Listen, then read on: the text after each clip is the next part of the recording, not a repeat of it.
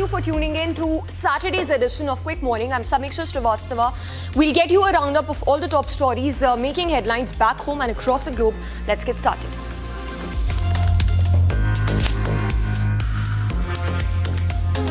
Indian wrestler Vinesh Phogat, who recently announced her retirement from the sport, may consider a return to wrestling. Phogat, note, had made history as the first Indian woman to reach an Olympic wrestling final but was disqualified after failing to meet the weight limit by just 100 grams. The shock of missing out on Olympic glory led Phogat to declare her retirement, stating, and I quote, "Wrestling won against me."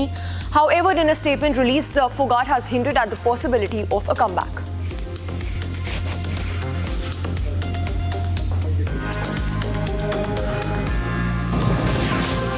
Communal tensions have risen in Udaipur's Madhuban region after violent altercation at a government-run school. A class 10 student was stabbed by a fellow student that led to heightened unrest. The accused student has been detained by the police. Following this incident, members of various Hindu right-wing groups gathered in the area. The situation escalated as protesters even set fire to at least 3 cars parked in a garage and engaged in stone pelting as well.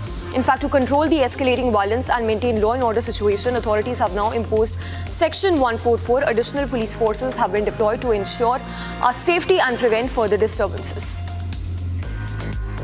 देखिए, अभी पूरे शहर में CrPC, पुरानी CrPC की बात करो तो 144 सब जगह इम्पोस्ट कर दी गई है। जगह जगह जहाँ भी मिक्स्ड इलाके हैं, जो संवेदनशील इलाके हैं, वहाँ पर हमारी पुलिस पिकेट्स हैं, पुलिस मोबाइल पार्टीज़ हैं। लोगों को हम लगातार समझाइश कर रहे हैं कि अफवाहों के ऊपर कतई ध्यान ना दें। जो इस घटना में, दुर्भाग्यपूर्ण घटना के अंदर जो संदिग्ध लोग थे, उनको हमने डिटेन कर लिया है। उनके खिलाफ हम जो भी लीगल एक्शन है वो ले रहे हैं। जो बच्चा है, उस बच्चे को तुरंत मेडिकल एड दिलवाई गई है और जो बेस्ट मेडिकल एड उसको मिल सकती है, उसको हॉस्पिटल में दिलाई जा रही है। In news from Maharashtra, violence erupted in NASHIK area during a protest that was organized by Sakal Hindu group against attacks on Bangladeshi Hindus. The demonstration turned chaotic as two opposing groups clashed that led to significant unrest. The situation intensified with stone pelting between two groups that prompted police to intervene. The clashes have heightened unrest in the region, with local law enforcement increasing patrols to prevent further disturbances. In fact, community leaders are being called upon to help de-escalate the situation and prevent additional violence. Authorities are on high alert as they work to ensure peace and security in the region affected. Udaipur में आज 2 छात्रों के बीच में विवाद हुआ। एक छात्र ने जब साथी छात्र पर चाकू से हमला किया तो उससे ज़्यादा रक्तस्राव हुआ और उस हमारे छात्र की तबीयत खराब हुई। उसको हॉस्पिटलाइज किया गया।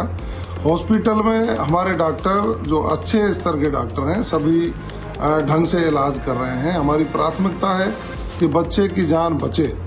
माननीय मुख्यमंत्री जी इस घटना पर स्वयं नज़र बनाए हुए हैं। मेरी जिला प्रशासन से लगातार बात हो रही है। हमारी प्राथमिकता है उस बच्चे की जान बचे और शांति कायम हो। अपराधी जो भी होंगे उनके खिलाफ सरकार कठोर कार्रवाई करेगी।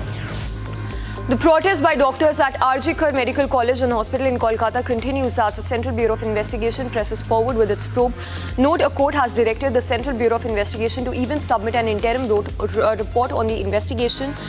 In fact, this as the protesters demand for identification of the perpetrators, resignation of authorities and accountability from the Kolkata police for the vandalism at the RG Hospital. The Kolkata Police Commissioner has admitted to a lack of intel regarding the hospital vandalism but denied reports of 151 mg of semen that was found at the scene. BJP Union leader Sukanta Majumdar, who was detained during the protest, was released yesterday night and stated that this protest would continue. देखिए, ये तो पश्चिम बंगाल की police जो है ममता बनर्जी की घर का नौकर बंधुआ मजदूर बन चुका है। ममता बनर्जी अपना शो चलाने के लिए दूसरे किसी को शो तो कुछ करने नहीं देगा। तो खुद मिनिस्टर, खुद चीफ मिनिस्टर है, खुद होम मिनिस्टर है, खुद हेल्थ मिनिस्टर है, तो किसके खिलाफ वो लड़ रही थी? किसके खिलाफ वो जा रही थी जुलूस करने के लिए? सरकार चलाना आपका काम है और आप दौड़ रहे हैं खिलाफत करने के लिए। The Indian Medical Association has announced a nationwide suspension of non-emergency medical services for 24 hours. Starting today, the IMA Strike will affect outpatient departments and effective surgeries across all sectors where modern medicine doctors are employed. However, essential services and casualty wards shall remain operational to ensure continued care for patients in urgent need. Uttar Pradesh Chief Minister Louie Abinader is scheduled to arrive in Varanasi for a two-day visit starting today. The visit is aimed at addressing local concerns and promoting development in the region. Chief Minister Louie Abinader will also first meet with the public representatives at the Circuit House, and the discussions are expected to focus on governance, local issues and review of law and order as well in wake of the ongoing situation. In addition to his administrative and healthcare related activities, Chief Minister Louie Abinader will also visit prominent temples. The Rouse Avenue Court is set to hear bail plea of 4 co-owners of the building involved in the tragic deaths of 3 students at coaching center in Old Rajendra Nagar area in the national capital. The 4 co-owners are seeking bail, arguing that they had no intention of causing harm or death to the students. They were arrested on 28th of July following the incident. During a recent court session, a principal district and sessions judge raised questions about why no action had been initiated against the coaching center after the municipal corporation even issued a show cause notice. This query highlights concerns regarding the handling and enforcement of safety regulations prior to the incident. The Rouse Avenue Court will hear bail plea of Zishan Heather today, who has been arrested in connection with money laundering case involving the Delhi Waqf Board. In fact, during the last court hearing, Heather asserted that he is falsely being implicated, claiming that a diary which is central to the case is being used to frame him, but maintains that he had no intention of involvement in the 6 crore rupees alleged to be at the center of scandal. Heather even contended that the identity of the individuals mentioned in the diary remains unclear and asserts his innocence. The case has not drawn attention due to the substantial amount of money involved and implications for the Delhi Waqf Board. The court's upcoming decision on Heather's bail will be closely watched as the investigation into alleged money laundering continues.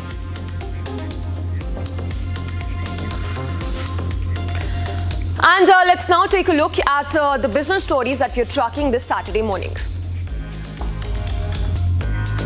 In the second quarter of 2024, the labor force participation rate in urban areas of India rose by over 50%, up from 48.8% last year.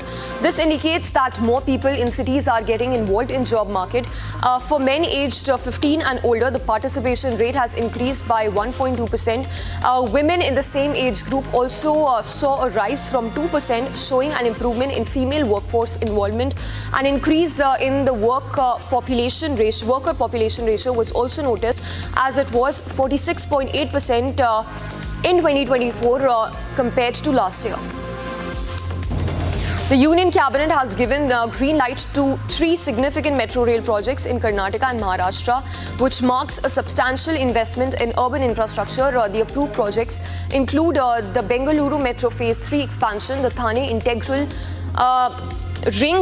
Metro Rail Project and the Pune Metro Phase 1 extension. The total estimated cost for these initiatives is said to be more than 30,700 crore rupees. In fact, in addition to these metro projects, the Cabinet has also approved establishment of 2 new civil enclaves at Bagdogra Airport in West Bengal and Bhita Airport in Patna. These developments are expected to further boost urban connectivity and infrastructure, thereby contributing significantly to regional growth and accessibility.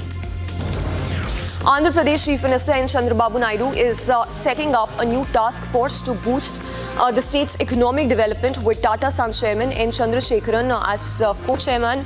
The task force will focus on growth in sectors like IT, aviation and manufacturing as well. They discussed plans for development of the TCS Center in Visakhapatnam and also discussed ways to improve the air connectivity of Air India and Vistara. Naidu is now pushing for significant growth in IT and electronic manufacturing, directing officials to develop new policies for key sectors within the next 100 days. Foxconn chairman Young Liu held a meet with Karnataka Chief Minister Siddaramaiah and Deputy Chief Minister D.K. Shivakumar to discuss significant investment plans in the state. The meeting, which included a dinner hosted by Siddaramaiah, emphasized Karnataka's commitment to supporting Foxcon's projects. Foxconn note that is a major supplier to Apple is extending its operations in India as global tech companies move production away from China. Foxconn is already working on Project Elephant, an iPhone assembly plant in Bengaluru rural district. This is with an investment of 22,000 crore rupees that will create more than 50,000 jobs. The state government is assisting with approvals and infrastructure.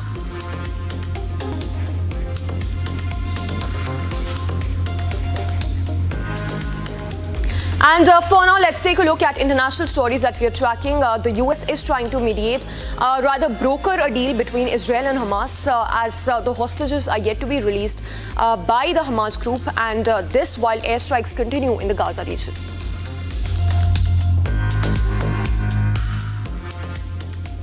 Amid the ongoing Israel-Hamas war, US President Joe Biden has stated that a ceasefire and hostage deal is closer than ever. He expressed optimism that the deal will soon be inked and noted that negotiations, which concluded after 2 days of talks, will resume in Cairo next week. A joint statement from US, Egypt and Qatar described the discussions as constructive and positive. A proposal has also been presented to both parties, Israel and Hamas. I'll say one thing about one of the reasons why I was late for you all was I was dealing with the ceasefire effort in the Middle East. And we are closer than we've ever been. I don't want to jinx anything, but as my grandfather said, with the grace of God, good little neighbors, a lot of luck, we may have something. But we're not there yet. But it's much, much closer than it was 3 days ago. So keep your fingers crossed. Thank you.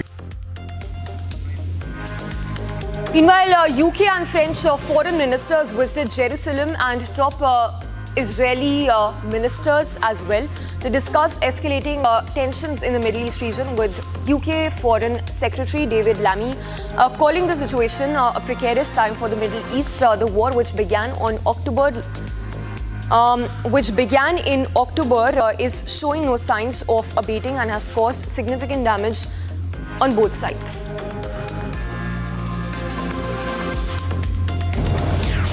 Meanwhile, thousands of demonstrators rallied in Sana'a, Yemen, to show solidarity with Palestinians in the Gaza region. The demonstration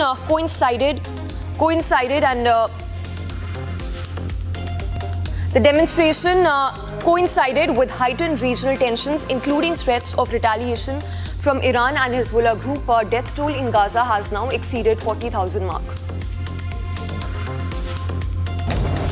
US Vice President Kamala Harris has proposed a new set of economic reforms that are aimed at alleviating the financial strain on Americans. The proposal focuses on reducing the cost of living while offering new tax breaks. Kamala Harris even proposed a federal ban on grocery price gouging and $25,000 in down payment assistance for first-time home buyers. She also proposed tax incentives for starter home construction.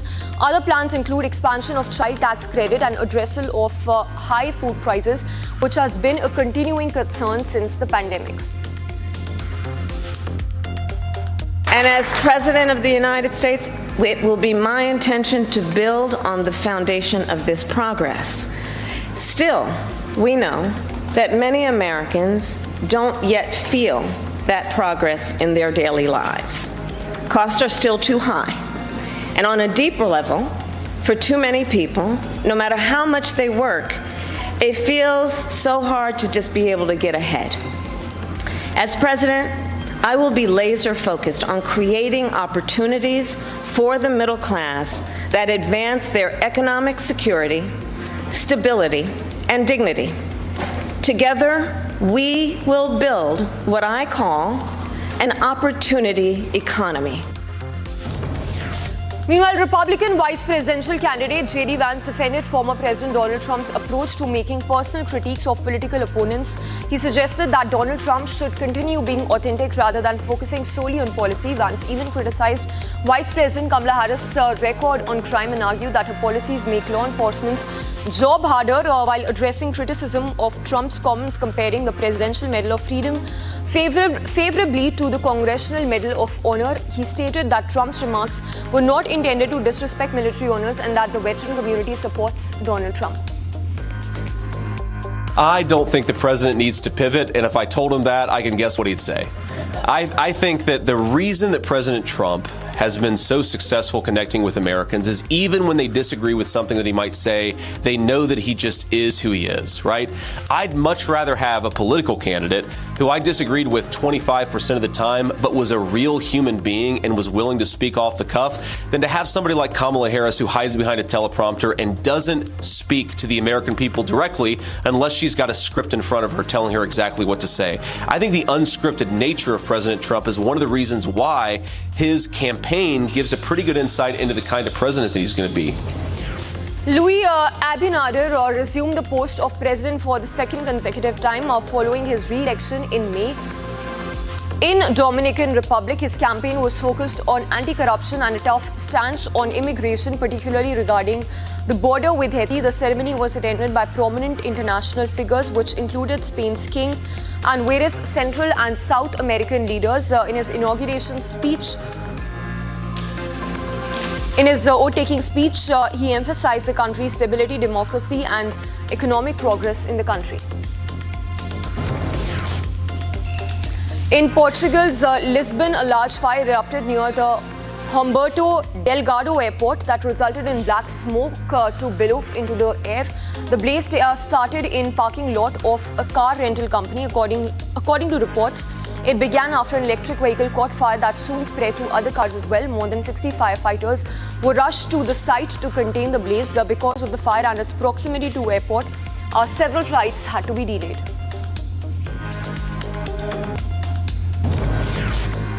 Recent data has shown a surge in COVID-19 cases in the US. Doctor at Johns Hopkins University called summer surges a recurring pattern since the pandemic began, attributing it to factors like increase in travel activities and virus ongoing evolution, which may enhance its ability to bypass existing immunity. He advised continued vigilance and public health measures to tackle the situation. We see with COVID-19 in the United States is basically high levels of activity all over the country. When you look at cases, when you look at wastewater positivity. But it's important to know that this is to be expected. We've seen these summer increases every summer that COVID-19 has been with us. Well, those were some of the top stories that we were tracking from the US. Let's now shift to news that we are tracking from Turkey.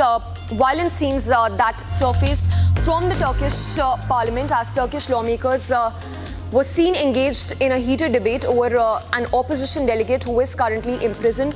The debate was what are widely considered to be politically motivated charges. Footage showed that while speaking on the chamber's podium, a representative from the same party as a jail deputy being attacked by a lawmaker from President Erdogan's ruling party.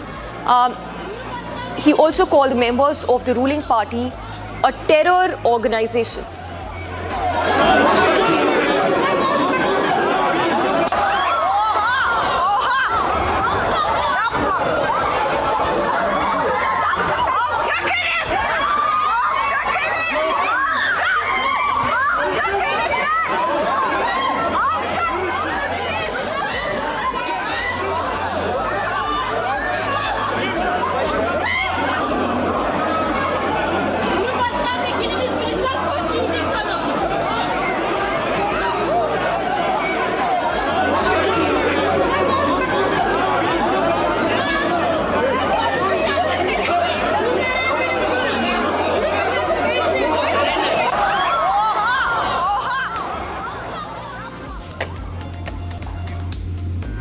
Meanwhile, in news from UK officials in the British territory in the middle of the Atlantic Ocean is all prepared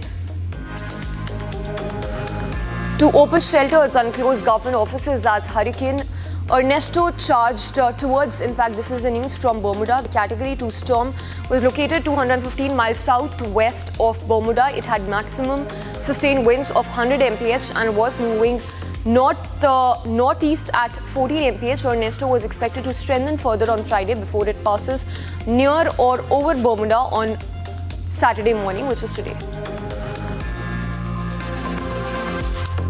Ernesto seriously threatens our community. We are facing an intense and prolonged period of at least 36 hours of sustained winds and dangerous weather conditions that will begin this afternoon at around 2 p.m. and last throughout tomorrow and into early Sunday. Let me say again, at least 36 hours of very powerful and life-threatening winds. Meanwhile, SpaceX launched a Falcon 9 rocket from the Vandenberg Space Force Base. In a statement that was issued, SpaceX said that there will be a total of 116 payloads on this flight.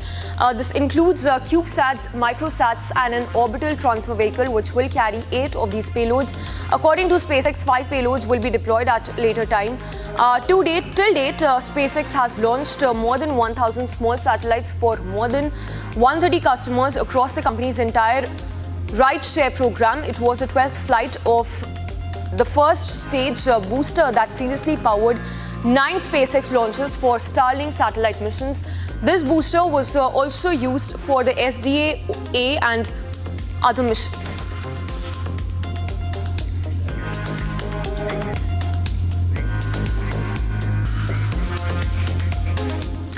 And we head into a very short break for now, but when we come back, we'll get you all the action from the world of sports. Stay tuned.